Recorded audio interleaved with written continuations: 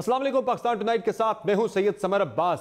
इमरान खान साहब जो कल तक प्ली बारगेन को गलत समझते थे, आज उसे अच्छा समझने लगे हैं। वही प्ली बारगेन जिसे इमरान खान साहब कल तक ये समझते थे कि ये करप्शन को बढ़ाने का एक जरिया है, आज खान साहब इसी प्ली बारगेन को कारोबार के बेहतरी के लिए एक उसे बेहतर जरिया समझ रहे हैं। यही वजह है कि इस एक खबर के मुताबिक तहरीक इंसाफ की हुकूमत की तरफ से एक ऑर्डिनेंस जारी किया गया है कि जिसमें कंपनीज एक्ट 2017 में तरमीम की गई है और उसमें प्ली बार्गेन करने वाले शख्स को किसी भी कंपनी में ओहदा रखने का अहल करार दिया गया है। खबर के मुताबिक पेट्रोलियम इंस्टीट्यूट ऑफ पाकिस्तान में एक मंजूर नज़र शख्स को बोर्ड ऑफ डायरेक्टर्स में उसकी तकर्री के लिए ये जो प्ली बार्गेन से मुतालिक जो पाबंदी थी वो ख़त्म की गई है। और दिलचस्प बात यह है कि 2017 में प्ली बार्गेन करने वाले शख्स को कोई भी ओहदा रखने के लिए, डायरेक्टर्स का ओहदा रखने के लिए नून लीग की तरफ से तरमीम करके नाअहल करार दिया गया था। लेकिन अब तहरीक इंसाफ जो कल तक इसे बुरा समझती थी, आज उसे अच्छा समझने लगी है और ऑर्डिनेंस में तरमीम करके प्ली बार्गेन करने वाले शख्स को ओहदा रखने के लिए अहल करार दे दिया है किसी भी सरकारी या प्राइवेट कंपनी के अंदर। और दूसरी तरफ नाजरीन, आज वज़ीर-ए-आज़म के मावन ख़ुसूसी बराए एहतसाब मिर्ज़ा शहजाद अकबर साहब ने आज फिर शहबाज शरीफ साहब पर सख्त और कड़े इल्ज़ामात लगाए हैं मनी लॉन्ड्रिंग के। और उन पर यह इल्ज़ाम फिर से ये सामने आया है कि उन्होंने अपने फ्रंटमैन्स के ज़रिए उन्होंने मुलाजमीन के नाम पे कंपनीज बनाई और उन कंपनीज में अरबों रुपए ट्रांसफ़र किए गए। और जो 10 सवालात हैं, क्या शहबाज शरीफ इनके जवाब देंगे? और इसमें यही कहा गया कि शहबाज शरीफ, उनके दो बेटों हमजा शहबाज और सलमान शहबाज की तरफ से ये कंपनीज बनाई गई हैं फ्रंटमैन के नाम पे। और इस तरह की नाजरीन जो प्रेस कॉन्फ्रेंसेस हैं, क्या ये केसेस को ख़राब करती हैं या फिर ये एक बेहतर तरीका यही है हक़ाइक़ को सामने लाने के लिए? चूँकि अदालतों में तो अभी तक कोई बहुत ज़्यादा खातिर खा कामयाबी नहीं हासिल हो सकी हुकूमत को एहतसाब के मामले पर। और नाज़रीन, आज हम बात करेंगे शुगर कमीशन की। बात होगी कि जब आज उस्मान बुज़दार साहब पेश हुए हैं शुगर कमीशन के सामने, लेकिन जो अंदर की कहानी सामने आ रही है, मामला एक दूसरे पर डाला जा रहा है। उस्मान बुज़दार साहब ने यह मामला डाला है असद उमर साहब पर कि उनकी तरफ से ये फैसला हुआ था, उन्होंने सूबों पे डाल दिया था कि सूबे सब्सिडी दे सकते हैं, सूबों को इख्तियार दे दिया था, हमने इसलिए सब्सिडी दी। वो असद उमर पे मामला डाल रहे हैं और असद उमर साहब रिपोर्टेडली ये मामला हफीज़ शेख पे डाल रहे हैं। वो कहते हैं कि उनके दौर में 3 रुपये चीनी की कीमत बढ़ी, जबकि हफीज़ शेख साहब जब से वज़ीर ख़जाना बने हैं, इसी के चेयरमैन हैं, उनके दौर में 12 रुपये चीनी की कीमत बढ़ चुकी है। तो ये मामला एक दूसरे पर ही डालते रहेंगे। और क्या ये मामला अब वज़ीर-ए-आज़म इमरान खान तक पहुँचेगा और क्या उन्हें भी कमीशन बुलाएगा? चूँकि मुराद अली शाह साहब को आज बुलाया गया था, उन्होंने कमीशन में पेश होने से इनकार कर दिया है। और कोरोना वबा के हवाले से बात होगी, लॉकडाउन की, कि जिस तरह से SOP पर अमल दरामद नहीं किया जा रहा। आज कराची के अंदर 3 मार्केट्स को सील किया गया है और पंजाब के अंदर भी, लाहौर के अंदर भी हुकूमत की तरफ से खबरदार किया गया है कि वहाँ पे भी वार्निंग यही सामने आई है कि मार्केटें शायद दोबारा से बंद कर दी जाए। तो क्या हम दोबारा से एक और लॉकडाउन की तरफ जा रहे हैं? इसी पर बात होगी आज के प्रोग्राम में। हमें ज्वाइन कर रहे हैं जनाब मोहम्मद जुबैर साहब, मुस्लिम लीग नून के सीनियर रहनुमा हैं, नायब सदर हैं, हमारे साथ मौजूद हैं अली नवाज अवान साहब, रुकन कौमी असम्बली हैं, पाकिस्तान तहरीक इंसाफ के वज़ीर-ए-आज़म के मावन ख़ुसूसी हैं, और फैसल करीम कुंडी साहब पाकिस्तान पीपल्स पार्टी के रहनुमा हमारे साथ प्रोग्राम में मौजूद हैं। बहुत शुक्रिया आप तीनों साहिबान का, आपने प्रोग्राम में ज्वाइन किया। सबसे पहले बात कर लेते हैं प्ली बार्गेन की, जिसे खान साहब कल तक एक बुरी चीज समझते थे। खान साहब के बयानात रिकॉर्ड पर मौजूद हैं कि प्ली बार्गेन करप्शन को बढ़ाने का जरिया है। खान साहब कल तक प्ली बार्गेन के बारे में क्या कहते थे, जरा सुन लें।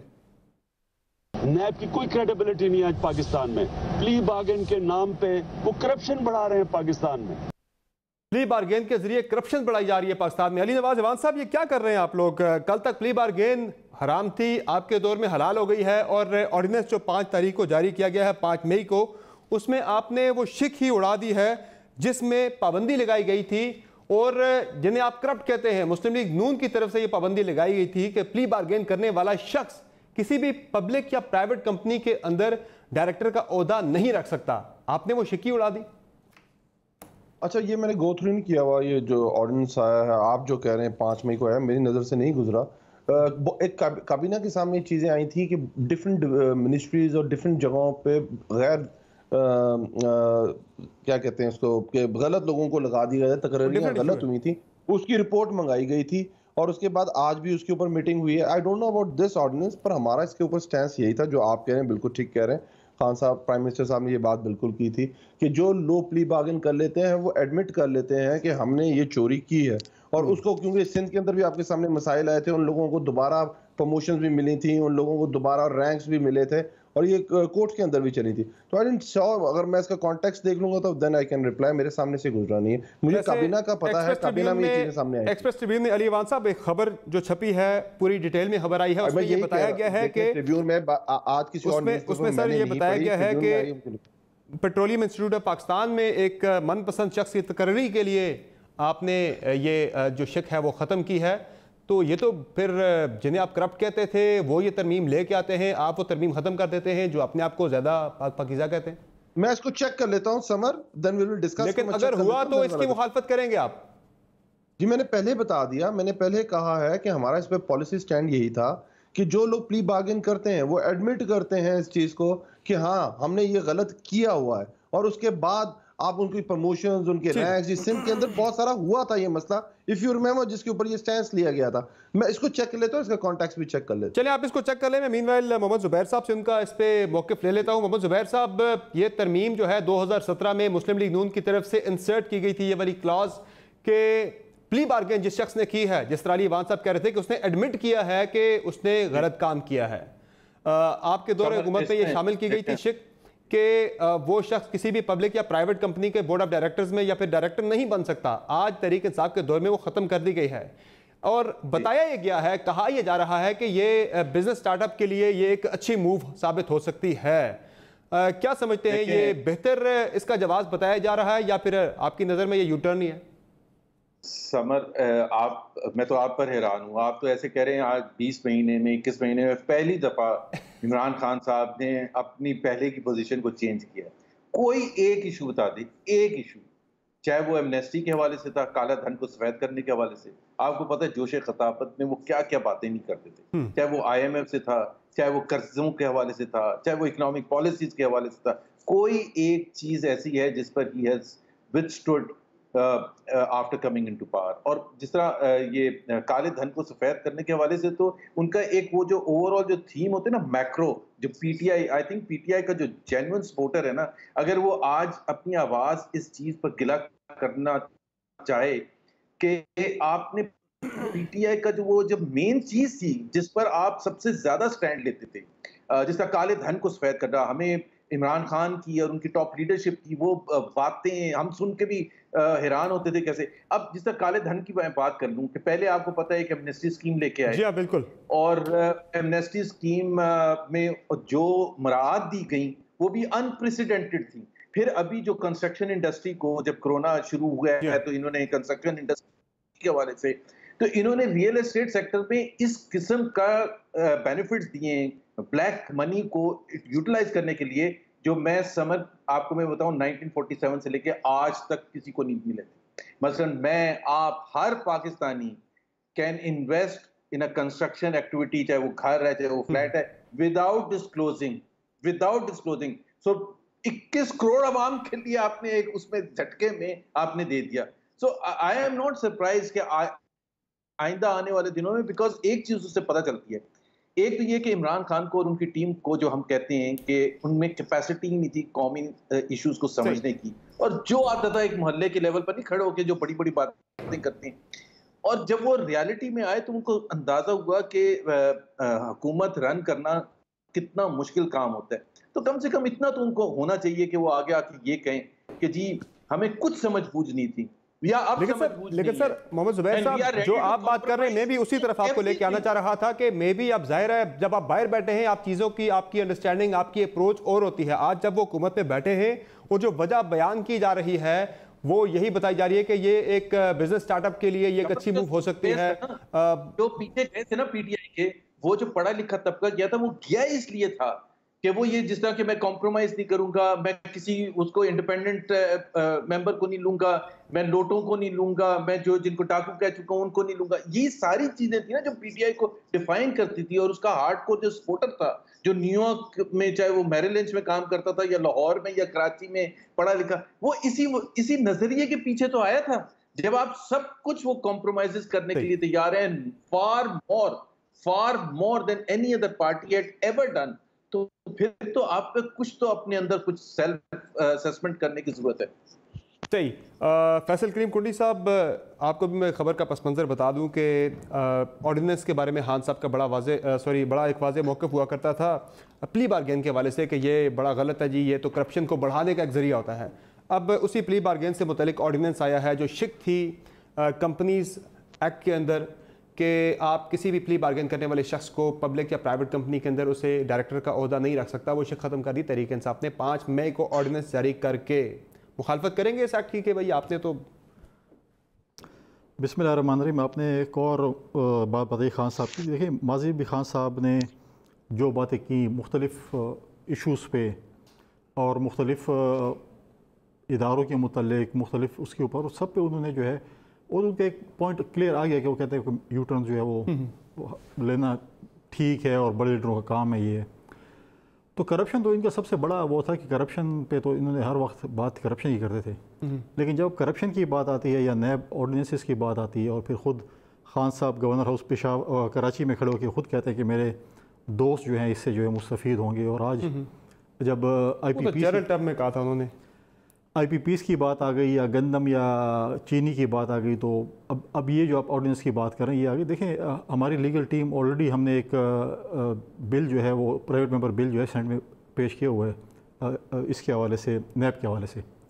तो उसमें मुझे नहीं लगता कि हमने ये चीज़ उसके अंदर मतलब है कि डाली है। नहीं, ये तो उन्होंने कंपनीज एक्ट के अंदर जो कंपनीज ऑर्डिनेंस था 2017, मैं पर्सनली तो मुझे पार्टी पॉइंट ऑफ व्यू से अमेंड किया, रिपील किया, जो PMLN की तरफ से इंसर्ट की गई थी, जिन्हें चोर कहा जाता है, डाकू कहा जाता है, उनकी तरफ से इंसर्ट की गई थी, पाबंदी लगाई गई थी कि प्ली बार्गेन करने वाले शख्स नहीं बन सकता डायरेक्टर किसी और नहीं बनना चाहिए। मैं तो कहता हूं इसकी तहरीक इंसाफ ने वो शिक खत्म कर दी है। इसकी मुखालफत डेफिनेटली पीपल्स पार्टी इसकी मुखालफत ही करेगी, लेकिन फ़ायदा इसका हो सकता है, बहुत सारे लोगों को इसका फ़ायदा हो सकता है। देखिए, अब बहुत से लोगों को फ़ायदा हो सकता है, आपके लोगों को भी बहुत सारे लोगों को फ़ायदा हो सकता है। देखिए, अगर मेरी पार्टी में करप्ट लोग हैं तो उनको जानना चाहिए, अगर PTI में है या नून में है, तो ये नहीं है कि मैं किसी करप्शन को मैं बैठ के डिफेंड करूं या किसी की करप्शन PTI के नुमाइंदा यहाँ का डिफेंड करे या नून के नुमाइंदा के वो करप्शन भी करे और फिर उसको हम डिफेंड भी करें, उसको दोबारा आ जाए। तो ये चीज़ नहीं होनी चाहिए। देखिए, हम पहले कहते हैं एक कानून होना चाहिए, सबके लिए होना चाहिए, पॉलिटिकल विक्टिमाइजेशन नहीं होनी चाहिए। देखिए, नैब तो पॉलिटिकल विक्टिमाइजेशन की इस्तेमाल हुई है जब से 2 साल से इनकी हुकूमत आई है, और जो वजीर इनका आता था कि फलां हफ्ते ये पकड़ रहे हैं। अब आप मुझे बताएं, खुर्शीद शाह साहब एक बड़े सीजनल पॉलिटिशियन हैं, अब मुझे उसके ऊपर क्या इल्ज़ाम हैं? आज तक तो आप उसके खिलाफ रेफरेंस जमा नहीं करा सके, इल्ज़ाम का भी पता नहीं, और आज जो है आप उसको देखें कि 2-3 महीनों से वो अंदर हैं।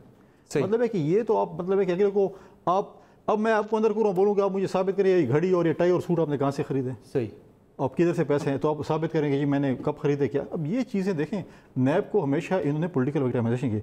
हम कह रहे हैं कि पॉलिटिकल विक्टिमाइजेशन नहीं है, तो KPK में एक बहुत लंबी चार्जशीट है, उसको मैं दोबारा रटूं तो वो सबको पता है क्या क्या चार्जशीट है, रोजाना कैसेट चलती है हर जगह। तो वो मतलब बताएं कि KPK में अब अगर नैब के चेयरमैन बोले जिन्होंने 30 साल हुकूमत की है उनका पहला बनता है उसके लिए, और उसके बाद दूसरों का बनता है, तो नैब के चेयरमैन साहब को चाहिए कि वो क्वारंटाइन से निकले। हुकूमत में बैठे लोगों के भी तो हो रहा है साहब सर, वो कह रहे जब मैं हुकूमत क्या मतलब है, कहते हैं नैब के चेयरमैन कहते हैं कि जब मैं हुकूमत मामला और तरफ निकल जाएगा। मैं जरा एक और मामले की तरफ आता हूँ, और वो है आज एक प्रेस कॉन्फ्रेंस बड़ी इंपॉर्टेंट की गई शहजाद अकबर साहब की तरफ से, और उन्होंने शहबाज शरीफ साहब से 10 सवालात के जवाबात मांगे हैं, और ये बड़े इंटरेस्टिंग 10 सवालात उनकी तरफ से सामने आए हैं, बड़े डैमनिंग 10 सवालात हैं।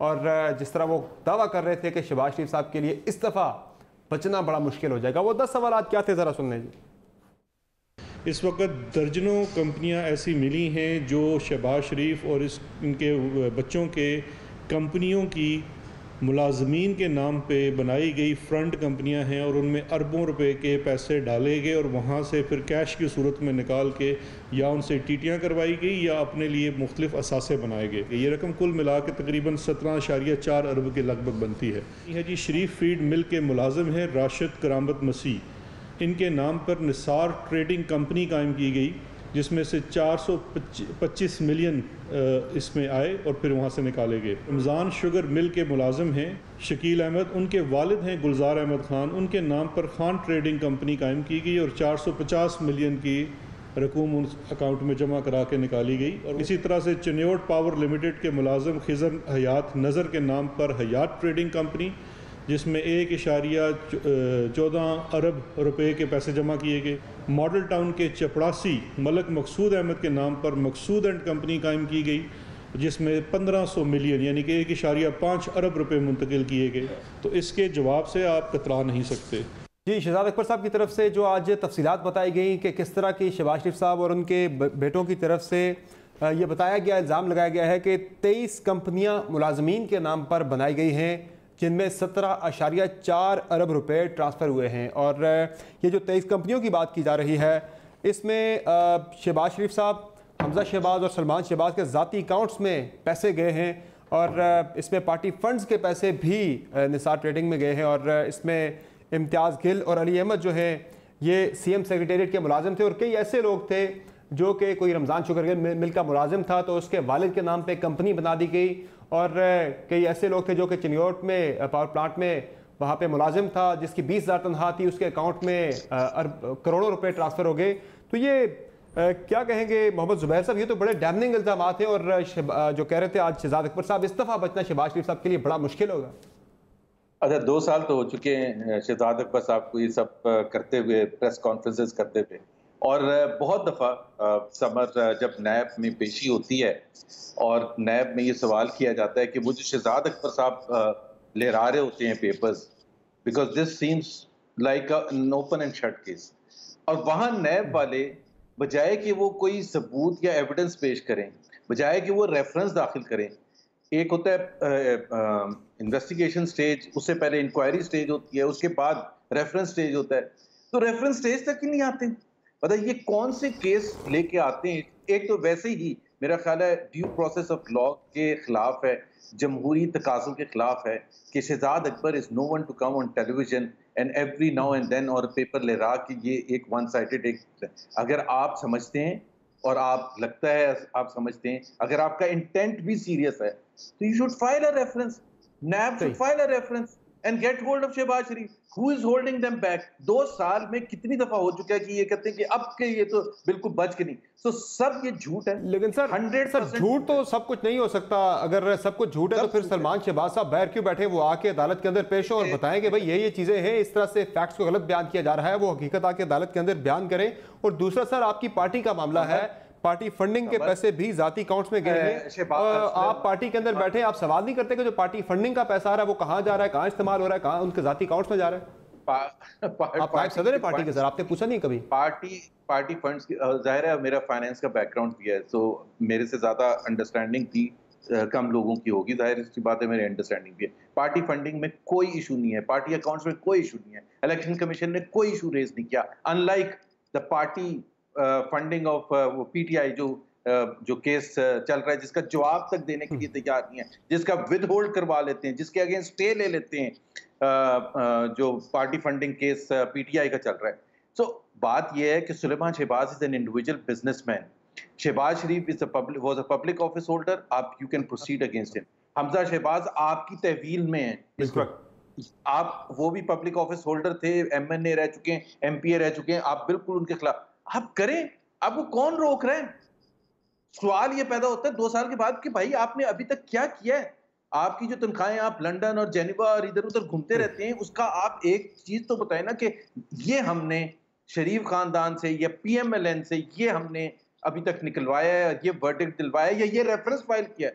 तो सर ये जो मोहम्मद ज़ुबैर साहब ये जो इल्जामात लगे हैं, शहबाज शरीफ साहब भी आके एक प्रेस कॉन्फ्रेंस करके वो भी हकायक जिस तरह से सामने रखे हैं, शहजाद अकबर साहब ने वो भी हकायक सामने रखते हैं, काउंटर फैक्ट जो है, बजाय इसके ये कहना कि भाई आपने फला फला को नहीं पकड़ा, वो भी गलत हुआ है, अपने आके हकायक बयान करते हैं सारे। आज मरियम औरंगजेब ने और अता तारर ने बड़ी जो पुरजोश एक प्रेस कॉन्फ्रेंस की, लेकिन उसमें उन्होंने हकायक की तरफ बात की कि उन्होंने दूसरी तरफ बात की, भाई आपकी तरफ भी लोग बैठे हैं, वो भी बड़े करप्ट हैं, उनको भी पकड़े, अपने हकायक बयान मैंने ये नहीं कहा कि वो तो है ही करप्ट, मतलब उनके खिलाफ तो प्रोसीड भी नहीं करने के लिए। हम तो ये कह रहे हैं शहजाद अकबर के खिलाफ जब ये करते थे, शुरू में हम आके बड़े बयानबाजी करते थे, बड़ी तैयारी करके आते थे, हकाइक पेश करते थे, over a period of time you realise कि आप you will not fall into the same thing. वो आपको डाइवर्ट करना चाहते हैं नेशनल इशू से अटेंशन, और आप वहां पीछे लग जाते हैं सारी तैयारी करने में। नैब इनके अंडर है, अब तो PMLQ ने भी कहा है ना कि नैब इन्हीं के अंडर है, जो इनके इत्तेहादी हैं।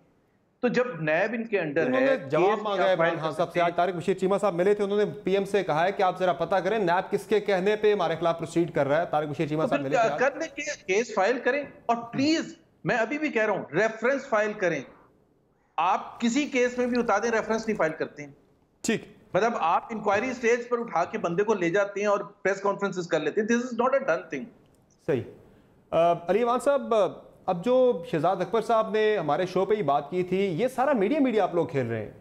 जो बात कर रहे हैं मोहम्मद जुबैर साहब, अदालत के अंदर इतने अगर डैमनिंग आपके पास इतने अगर सबूत हैं, ओपन एंड शट केस कई मरतबा हमने भी सुना, कहा गया, दावा किया गया गवर्नमेंट के मिनिस्टर्स की तरफ से कि इस मरतबा शहबाज शरीफ के लिए बचना बिल्कुल मुश्किल हो जाएगा। वही बात आज भी शहजाद अकबर साहब ने की कि अब की बार मुफर या बचना बड़ा मुश्किल होगा। लेकिन वो जो हकायक के बारे में, सबूतों के बारे में जब बात होती है, पूछा जाता है, तो वो क्या बात करते हैं? जब हमने उनसे पूछा उन्होंने क्या जवाब दिया, जरा ये सुन लें आप भी।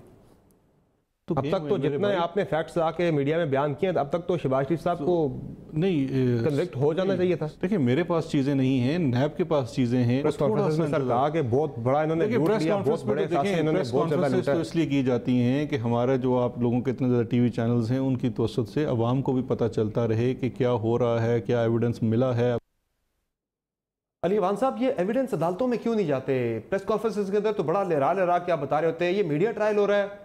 असल में अदालती जो ट्रायल है वहां पे चीजें साबित नहीं हो पाती हैं। जितने आपने प्रेस कॉन्फ्रेंसेस किए हैं, जितने सबूत आपकी तरफ से सामने लाए गए हैं अब तक, तो मेरा सवाल फिर वही आपसे भी, शहबाज शरीफ साहब को तो अंदर होना चाहिए था, वो सजा याफ्ता हो चुके होते अब तक मुलजिम से। देखें अंदर तो है, मतलब चले तो गए थे, बेल पे हैं वो बाहर। नहीं वो सर मुलजिम है, मुजरिम नहीं, अभी तक मुजरिम बन चुके होते। यही बात है जी, मुजरिम बन। तो मैं एक बात जो आप कह रहे थे वो बेल पे हैं, मैं दूसरी बात करूं, आप फैक्ट खुद देख लीजिए, अगर गलत है उसके बाद मैं नैब पे भी आता हूं। जो निसार ट्रेडिंग की आप बात कर रहे हैं, उसके उधर पैसे जमा कौन करा रहा है? जो करामत की करामात है वो जरा चेक करें।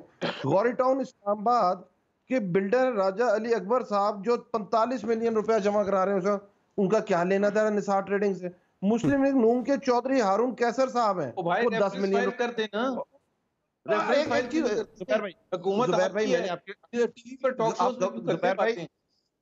जुबैर भाई आप गवर्नर रहे हैं, खुदा वास्ते अगले की बात कर सुनना तो थोड़ा, मैंने आपकी सारी बातें सुनी है, अच्छा नहीं लगता? आपकी एज ऐसी है, आप सीनियर तरीन हैं, आप गवर्नर हैं, let summer deal with this show ना प्लीज। आप अपनी जगह जुबैर साहब, अली वान साहब का जवाब आ जाए फिर। देखिए उसके बाद एक सबसे बड़ी चीज, पाकिस्तान मुस्लिम लीग ताजिर विंग के इरफान इकबाल शेख की तरफ से 5 मिलियन जमा कराया गया और दूसरे दिन ही सरकारी बोर्ड में एजाजी डायरेक्टर का ओहदा दे दिया गया। बात करने का मकसद ये है कि ये ओपन एंड शट तो हम कहते हैं, अब आप आ जाए कि हमने तो अपनी सारा काम कर लिया, अब आगे करना है नैब ने। आपने अभी काफ लीग की भी बात की, मैं उससे भी आगे जाता हूं। अगर आज 18 महीने बाद अगर समर कोई कहे कि नैब के जितने भी काम हुए उससे, जो हम जिस आइडियोलॉजी पे और जिस नारे पे हुकूमत में आए थे कि हम चोरों को अंदर करेंगे। अली वान साहब, शहजाद अकबर साहब तो आज कह रहे थे कि नैब किस चीज का इंतजार कर, नैब को तो अब केस खोल देना चाहिए, हमजा सुलेमान शहबाज को वापस ले आना चाहिए। तो कैसे डिक्टेट कर सकते हैं बैठ के? भाई ये सबूत है, जाके अदालत में दें और सजा करवाएं। ये बैठ के कहते हैं प्रेस कॉन्फ्रेंस में कि अब तो नैब जो है वो बिल्कुल हर सूरत में उसे इस केस को रेफरेंस आ जाना चाहिए। वो कैसे कर सकते हैं? मैं यही तो बात करने की कोशिश कर रहा हूँ कि जो इकदामात नैब के हुए हैं, क्या वो लोग जिनके खिलाफ रेफरेंस और जिन लोगों को अंदर किया वो आज बाहर नहीं घूम रहे? क्या उनकी जमानतें नहीं हो गई? क्या उसकी जो हमारा नारा था हमें उसके ऊपर ब्लंट नहीं पड़ा है? तो हम यही एक्सपेक्ट कर रहे हैं नैब से कि ओपन एंड शट केसेस हैं। सर मैं यही कह रहा हूं आपसे कि प्रेस कॉन्फ्रेंसेस से ज्यादा प्रोसिक्यूशन पे आप तवज्जो दें तो ये मामला इतना आपको लंबा चले ही ना। सर नैब इज नॉट खुदा वास्ते समर, हम हमेशा से कहते हैं खुद मुख्तार इदारा है, हम तो हमारी उसकी कारकर्दगी की वजह से हमारे नारे को, हमारी आइडियोलॉजी को तो बड़ा धचका पहुंचा है। हम तो कह रहे थे 18 अमेंडमेंट का केस हो गया होगा, फाइल हो जाएंगे, ये अंदर होंगे सारे लोग। लेकिन अली वान साहब इंक्वायरी नैब कर रहा है, इंक्वायरी नैब कर रहा है, तहकीकात नैब कर रहा है, प्रेस कॉन्फ्रेंस आके शहजाद अकबर साहब करते हैं। ये दस्तावेजात उन्हें कौन देता है? नैब देता है या कौन देता है? लीक आउट कहां से होती है?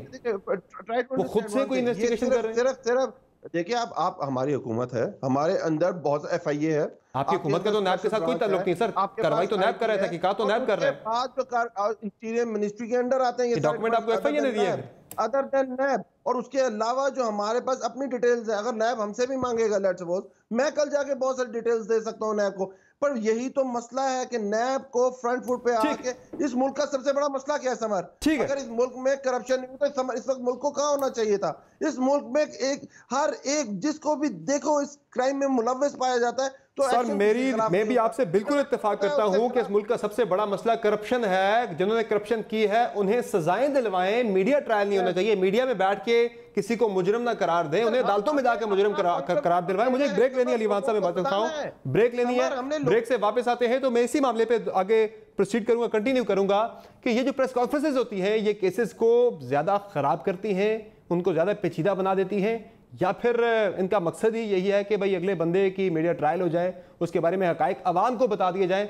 अदालत के अंदर शायद प्रोसिक्यूशन कमज़ोर की वजह से ये मामला आगे साबित नहीं हो पाता, क्योंकि पहले भी कई केसेस थे शहबाज शरीफ के हवाले से, शाना इकबाल है, दीगर केसेस है, यहाँ पे बहुत सख्त इल्ज़ाम आते हैं, बड़े बड़े इल्ज़ाम आते हैं, बड़ी बड़ी प्रेस कॉन्फ्रेंसेज हुई, लेकिन वो सरसरी मेरिट का जायजा लेने के बाद अदालत ने उन्हें जमानत पर रिहा कर दिया। बातों की ब्रेक के बाद हमारे साथ रहेगा।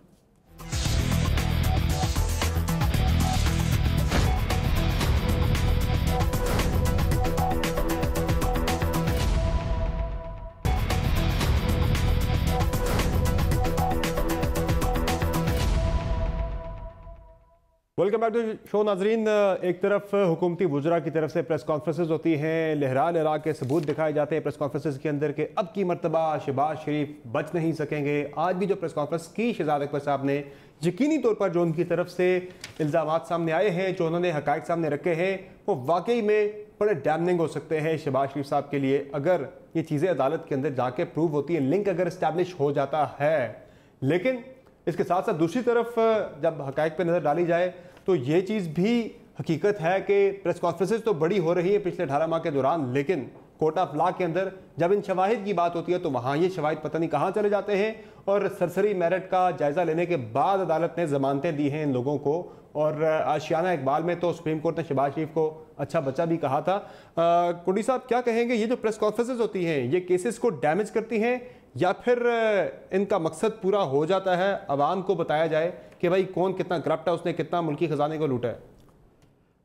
देखिए समर, अब लोग बहुत होशियार हो चुके हैं। अगर आप लोगों ये प्रेस कॉन्फ्रेंस के लोगों को बताएं कि जी ये XYZ जो है इसने ये करप्शन की और फिर जो है उसके ऊपर आप केस फाइल नहीं कर सकते और उसको सज़ा नहीं दिलवा सकते, तो वो तो कहते हैं कि जी हुकूमत है और ये तो प्रेस कॉन्फ्रेंस करेगी, मैं बैठूंगा तो मैं नून और अपने PTI के लोगों के खिलाफ शायद करूँ, मतलब मेरा अपोनेंट है, नून बैठे शायद हमारे और PTI के खिलाफ। ऐसे ही जब भी शहजाद अकबर साहब इस 2 सालों में आए हैं, PTI की जब से हुकूमत है, जब से इनको ये अहदा मिला, हर केस में उसने कहा कि इससे बेहतरीन केस कोई और नहीं है। ये ऐसे है कि जब वज़ीर आज़म साहब कहते हैं जब भी अपनी वो टीम चेंज करते हैं, या पंजाब में टीम चेंज कर IG जाता है या KP में जाता है या चीफ सेक्रेटरी जाता है, इससे बेहतरीन नहीं है। बिल्कुल। लेकिन उन्होंने अभी तक हमें ये नहीं बताया कि जो उन्होंने अपनी टीम के जो लोग निकाले हैं जो कि एडवाइज़र हैं, जैसे फिरदौस अशगवान साहब हैं, ताहिर साहब थे, दुरानी साहब थे, कियानी साहब थे, बाकी थे, उन्हें ये नहीं बताया कि टीम के जो प्लेयर्स थे वो कॉम्पिटेंट नहीं थे या करप्ट थे। 2 चीज़ होंगी ना, आप टीम या तो आप अच्छा नहीं खेल रहे हैं, इनकॉम्पिटेंट है, या फिर आपने बॉल टेम्परिंग के बारे में तो एक वजीर ने बताया मुझे, अच्छा, या करप्शन की वजह से निकाला, या जो है उसने बॉल टेम्परिंग की है, मतलब करप्शन की है। तो 2 चीज़ें हो सकती हैं जो आप टीम में चेंजेस करेंगे। तो अब ये या रिटायर्ड हट हो जाता है कि बस अब ये जो है ना, अब ये चीज़ इन्होंने जो 5-6 लोगों को निकाला, फिरदौस अशगवान ने तो फिर भी प्रेस कॉन्फ्रेंस की पॉलिटिकल लोग थी, बाकी 6 लोगों को जो निकाला उन्होंने तो कुछ बोला नहीं और खामोशी से चला, क्योंकि वो सियासत में नहीं थे। तो अब ये चीज़ें आप हमेशा आके जो है आप लहराते हैं। जैसे मैंने पहले बोला कि KPK के पास हमारे साथ सॉल्व इतनी बड़ी चीज़, आज जो चीफ मिनिस्टर बैठा है KPK का, लेकिन सर आप मैं बताऊँ एक चीज़, अभी जो ये हमारा चीफ मिनिस्टर बैठा है KPK का, आपको पता है जब ये पिछली दफ़ा मिनिस्टर थे, इन्होंने सरकारी फंड निकाल के अपने प्राइवेट अकाउंट में डाल दिया था। बिल्कुल। तो फिर मतलब है कि अब अगर ये कोई किसी और पार्टी का वजीर कर लेता तो आज ये जो है ना उसका जो है ना PTI वाले जीना रख दें। अपने मिनिस्टर ने जो है ना उठा के फंड अपने प्राइवेट अकाउंट में डाल दिया, सरकारी फंड, भाई तुम्हारा अपना माल है या चाचे का माल तुमने डाल दिया, कहते ये तो गलती हो गई। गलती कैसे? लोग भी तो बड़े जी शऊर है हमारे, लोग समझते नहीं इन चीज़ों को। जब फैक्ट्स आ जाते हैं, लहरा के बताए जाते हैं कि भाई ये फलां बंदा है, इसकी 22,000 रुपये तनख्वाह थी, ये फलां कंपनी के अंदर 22,000 रुपये का मुलाजम था, इसके अकाउंट में 17 करोड़ 18 करोड़ जब ट्रांसफ़र होंगे और उसका लिंक बताया जाएगा कि ये उनका मुलाजिम था शहबाज शरीफ साहब का, तो फिर आवाम भी तो समझते हैं ना। हम कहते हैं शहजाद अकबर साहब की गड़बड़ जरूर है। शहजाद अकबर साहब ने जो प्रेस कॉन्फ्रेंस की है, हम मफरूज है कि जी बिल्कुल उसने ठीक किया है। भाई टंगवाओ ना, टांगो, या तो बोलो कि यार आपकी अदलिया नहीं करती, आप भी तो आपके प्रोसिक्यूशन का मसला देखिए, आपके ऊपर भी BRT का केस आता है तो आप भी सुप्रीम कोर्ट के जाके पीछे छुप जाते हैं। तो मतलब आप बोले बदले आप देखें, आपका अपने एहतसाब ब्यूरो था KPK का, आपने उसको ख़त्म कर दिया। हक तो ये था KPK में तो बहुत सी पार्टियाँ हैं, JUI है, पीपल्स पार्टी है, नून है, ANP है, बहुत सी पार्टियाँ हैं। हालांकि उन्होंने तो बहुत पिछले 30-40 साल में बहुत करप्शन किए, तो KPK में उनको फांसी चढ़ा देते। आपने तो पूरा अपना इदारा बंद कर दिया। ठीक, पूरा इदारा बंद कर दिया। मोहम्मद ज़ुबैर साहब, यही बड़ा इंटरेस्टिंग मामला है कि 22,000 रुपये सैलरी और 47 करोड़ रुपए अकाउंट में निकल आते हैं। ये चीज़ें हैं, अवाम तो समझते हैं फिर इन मामलात को, अगर किसी अदालत के अंदर जाके प्रोसिक्यूशन इस मामले को साबित ना करवा सके।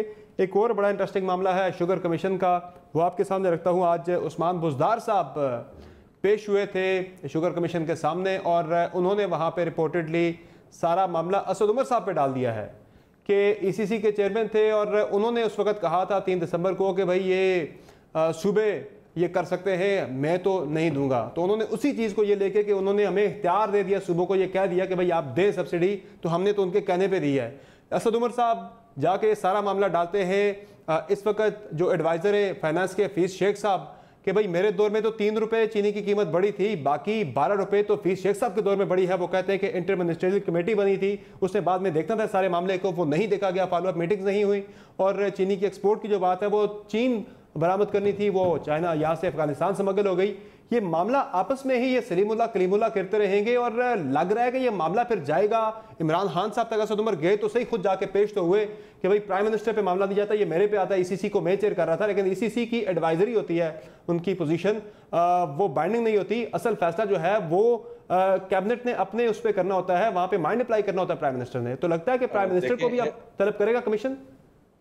इसमें देखें, ये 3 सेंट्रल फोरम्स हैं और अभी तक जो सबसे ज्यादा अफसोस की बात है, 3-4 महीने हो गए इस क्राइसिस को और अवाम की जेबों से billions and billions of rupees लूटे गए हैं और वो अपने इनके जो लेफ्ट राइट सेंटर लोग बैठे हुए हैं उनकी जेबों में गए हैं। अब क्वेश्चन ये है कि किसी एक दफा आपने सुना है कि इन्होंने आके जस्टिफाई किया? अगर आप ECC के मेंबरान से पूछें कि ये क्यों अलाउ की गई थी एक्सपोर्ट, तो वो कहते हैं ये कलेक्टिव डिसीजन था। Collective decision has to be defended also ना, जब उसकी इंप्लीकेशंस इतनी खराब होती हैं। So you can't just pass on and get yourself कि जी मैं रिस्पांसिबल नहीं हूं, क्योंकि ये सबने मिलकर फैसला किया था। भाई सबने मिलकर गलत फैसला भी तो किया था। और फिर उसके बाद कैबिनेट है, फेडरल कैबिनेट ने। और सबसे बड़ी बात ये एक सिंपल से क्वेश्चंस होते हैं।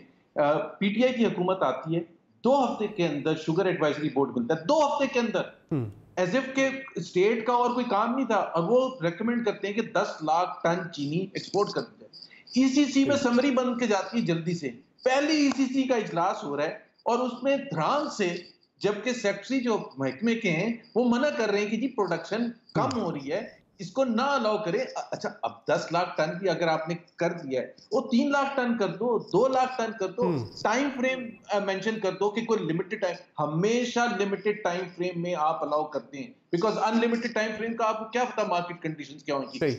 फिर उसके बाद तो फिर उस्मान बुज़दार साहब हैं कि जिनके हमारे नजदीक के फेडरल कैबिनेट ने जब सब्सिडी डिसअलाउ की और उसकी लॉजिक बनती थी, बिकॉज डिवैल्यूएशन हो चुकी थी इतनी, तो आप जब वो डिवैल्यूएशन से एक्सपोर्टर को फायदा हो चुका था, तो वो तो फैसले में एक लॉजिक थी कि भाई जब वो फायदा हो चुका है तो फिर सब्सिडी क्यों दे। बहरहाल वो उनकी मर्जी थी, बट जो काबीना ने, वफाकी काबीना ने नो किया।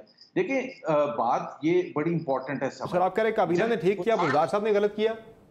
नहीं, काबीना ने भी गलत किया। पहले तो काबीना ने क्यों नहीं क्वेश्चन किया, जब समरी ये इतने बड़ी काबीना 50 लोग बैठे होते हैं, क्यों नहीं किसी ने पूछा कि अभी इतनी जल्दी क्या है, अभी तो हमारी हुकूमत आई है, हमें समझने तो दें, क्या कोई प्रेजेंटेशन की गई काबीना में? नो। तो सर ये सलीमुल्लाह से कलीमुल्लाह को पास देते देते लगता है कि कप्तान तक ये फाइनल पास जाएगा? दे रहे हैं समर, कलीमुल्लाह जो थे वर्ल्ड क्लास प्लेयर्स थे, प्लीज ये थर्ड क्लास प्लेयर्स हैं। आप तो ये कप्तान तक जाएगा मामला? अपने गोल में कप्तान has to own the responsibility directly. कप्तान not just for his incompetence, because मैं आपको सिर्फ एक क्लोज कर दूं, शेख रशीद ने अपने एक इंटरव्यू में ये कहा कि जब सब्सिडी दी गई पंजाब में तो मैंने खुद वजीर आजम को जाके बताया और वजीर आजम ने कुछ नहीं किया। जून 2019 में असद उमर ने पार्लियामेंट में स्पीच की कि ये गड़बड़ हो रही है शुगर के उसमें सेक्टर में, तो प्राइम मिनिस्टर इन्वेस्टिगेशन की इन्वेस्टिगेशन नहीं, वो तो जब ठीक है तो उन्होंने चलिए आप कहते हैं कि खान साहब को भी आप बुलाना चाहिए, कमीशन को चाहिए कि वो खान साहब को भी बुलाए और मामला असर उन तक जाना चाहिए। इन शॉर्ट ठीक है। अली अवान साहब, ये मामला तो अब लग रहा है फिर प्राइम मिनिस्टर तक ही जाएगा और खान साहब को खुद ही आके पेश होना पड़ेगा, क्योंकि असद उमर साहब गए थे और बुज़दार साहब ने फिर असद उमर साहब पे सारा मामला डाल दिया है। असद उमर साहब आगे डाल रहे हैं एडवाइज़र फाइनेंस पे कि उनके दौर में हुआ था ये मामला, उनके दौर में ज़्यादा चीनी की कीमत बढ़ी, तो खान साहब को खुद लगता है आना पड़ेगा अब कप्तान को सामने इस मामले पर। अच्छा समर, जरा मेरी बात जरा सुन लीजिएगा इसमें जरा। अब जरा देख लें मसला है क्या, पहले हमें मसले को डायग्नोज करना पड़ेगा, बीमारी को डायग्नोज करना पड़ेगा। ये सब्सिडी आज पहली दफा 3 अरब रुपए की तो नहीं दी गई, टोटल कोई 25 अरब रुपए की सब्सिडी जो मुख्तलिफ अदवार में दी गई, और इस अदवार में कोई 3 अरब रुपए की सब्सिडी दी गई। शुगर एडवाइजरी बोर्ड जो जुबैर साहब कह रहे हैं बिल्कुल ठीक बात है। ईसीसी के अंदर एक समरी मूव होती है जिसमें कहा जाता है कि आप शुगर एक्सपोर्ट की इजाजत दी जाए, तो सवाल ये होता है कि क्या शुगर आपके मुल्क में मौजूद है, क्या उसकी अगले सीजन तक कोई शॉर्टेज तो नहीं होगी। तो वो गारंटी किया जाता है कि 20 लाख टन शुगर इस वक्त मौजूद है, और अगर 10 लाख टन शुगर एक्सपोर्ट कर दी जाती है तो अगले क्रशिंग सीजन तक 10 लाख टन चीनी अवेलेबल होगी। अगर आज भी आप जाके स्टॉक्स अवेलेबल करें जो क्रशिंग सीजन से अगर पहले करते तो 1.2 मिलियन के आपके जो जखीरा था वो मौजूद था, और फिर उसके बावजूद चीनी में जो भी आप बात बताएं, जो भी वजह आप बताएं, लेकिन ये तो फैक्ट है कि चीनी की कीमत तो 15 रुपए बढ़ी ना। अब असद उमर साहब जो डायग्नोसिस बता रहे हैं वो कह रहे हैं मेरे दौर में तो 3 रुपए बढ़ी थी, 12 रुपए जो है वो फीस शेख साहब के दौर में बढ़ गई है। फिर किसी न किसी पे जाके तो बक स्टॉप होता है ना सर। और यार अजीब बातें कर रहे हो समरा, मेरी बात पूरी सुन लोगे उसके बाद क्वेश्चन भी कर लेना। मैं आपको बात बता रहा हूं कि ये इसका पीछे कॉन्टेक्स्ट है, और उसके बाद इसी चीज के ऊपर क्या इससे पहले किसी दौर में समर कमीशन बना है क्या? इससे पहले याद है आपकी बात ठीक है सर, जब आटे का प्रोग्राम आया उन्होंने कहा शेर आटा, जिम्मेदार का तयन भी तो होना है ना अली अवान साहब की चीनी की कीमत क्यों बढ़ी? पीपल्स पार्टी के दौर में चीनी 140 रुपए की हो गई, उनको छोड़ दे सर। अब हमारे दौर में गन्ने की कीमत क्या थी तो बता दें। वो तो चले थे ही बुरे ना यार। एक मिनट, फिर यही तो कह रहा हूँ, 3 बंदों का जवाब देना होता है समर, आप लोग या तो टाइम उसको कैलकुलेट कर लिया करो और जवाब दे रहे। चले आप जवाब दे रहे। मेरा सवाल आपसे कि फिर जिम्मेदार का तयन तो होना है ना सर। 100 अरब रुपए का मामला है, आटे का मामला है, चीनी का मामला है, कानून में पहली दफा हो रहा है कि हमने कोई उज़र पेश नहीं किया। गुलजार साहब चीफ मिनिस्टर पंजाब में पेश हुए, असद उमर साहब ने खुद पेश हुए, आज मुराद अली शाह साहब को बुलाया वो कानून, क्योंकि अली अवान साहब आप ही की पार्टी के लोग एक दूसरे पर डाल रहे हैं। उस्मान बुज़दार साहब का ताल्लुक तरीके इंसाफ से है, उन्होंने असद उमर साहब पे मामला डाला है। असद उमर साहब का ताल्लुक भी आपकी तरीके इंसाफ से है, उन्होंने ये मामला हफीज शेख साहब पे डाल दिया है। सारे एक दूसरे पे डाल रहे हैं मामला। को उस रिपोर्ट के अंदर ठहराया गया कि ये वजूहात हो सकती हैं इन लोगों की वजह, उनको हटाया गया, सेक्रेटरी फूड को हटाया गया, आप उन्होंने इस्तीफा दे दिया वजारत फूड पंजाब ने, ये बहुत सारी चीजें हुई हैं। अब उसकी अगली डिटेल रिपोर्ट आनी है, और आप देखेंगे इसी गवर्नमेंट में जो लोग उनको ठहराया गया। सवाल सुन ले जरा मोहम्मद जुबैर साहब का। अली एक सवाल सुन, दिसंबर में शॉर्टेज होनी शुरू हो गई, प्राइस एस्केलेट होनी शुरू हो गई, पूरा दिसंबर गुजर गया, जनवरी गुजर गया, सब चीखें मार रहे थे। हम कह रहे थे एक्सपोर्ट को रोक दें, आपने क्यों नहीं एक्सपोर्ट रोकी अंटिल फरवरी 10? सिर्फ ये बता दें, क्या काबीना, क्या ईसीसी के मेंबरान को होश नहीं था? क्या आप लोगों को नजर नहीं आ रहा था? ईसीसी के मेंबर उन्होंने मुखालफत की है। शेख साहब कहते हैं मैंने मुखालफत की, अली ज़ैदी कहते हैं मैंने मुखालफत की, लेकिन फिर भी एक्सपोर्ट की इजाजत आपने फरवरी के 10 तक क्यों जारी रखी? जब जनवरी के महीने में, दिसंबर के महीने में हर रोज फर्स्ट न्यूज ये होती थी कि चीनी की किल्लत है और बढ़ती चली गई। Who is responsible for that? Sir जब अच्छा जुबैर में मुझे आंसर दे लेना, एक साल में किसी एक जगह एक टीवी शो एक अखबार में साबित कर दे कि कहीं आया होगा चीनी शॉर्टेज है, चीनी की शॉर्टेज है, एक जगह ये बता दे, एक जगह मैं आपकी बात मानने को तैयार हूँ। चीनी तो उसी शॉर्टेज की प्रोडक्ट पे तो कीमत बढ़ी है ना सर। बेस की वजह से तो कमीशन बनाया गया है कि चीनी शॉर्ट नहीं है, और फिर भी 15 रुपए चीनी बढ़ गई है। उसकी रीजंस क्या है? उसी की वजह से तो कमीशन बनाया और सबको अकाउंटेबल ठहराया गया। यही तो मसला है। इस मुल्क में ठीक है, अरब रुपए की सब्सिडी दी गई चीनी पे। चलिए बहरहाल जिम्मेदार का तयन होना चाहिए। यहीं पे हम इसको कंक्लूड करते हैं मामले को कि एक दूसरे पर डाला जा रहा है, लेकिन जाहिर है कहीं ना कहीं पे जाके तो बक हैज टू स्टॉप, और मे बी अब वो जाके प्राइम मिनिस्टर पे सारा मामला जाकर रुके। मुझे एक ब्रेक लेनी है, ब्रेक से वापस आएंगे तो हम बात करेंगे कोरोना वबा के वाले से भी, और मुराद अली शाह साहब को बुलाया गया था कमीशन में, वो पेश नहीं हुए, क्यों पेश नहीं हुए, इस पर बात होगी। ब्रेक के बाद हमारे साथ रहेगा।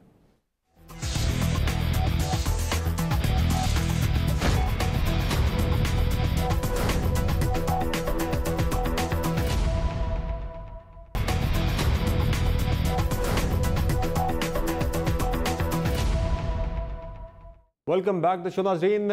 आज कराची के अंदर 3 मार्केटें बंद कर दी गई हैं, सील कर दी गई हैं कोरोना वबा के हवाले से।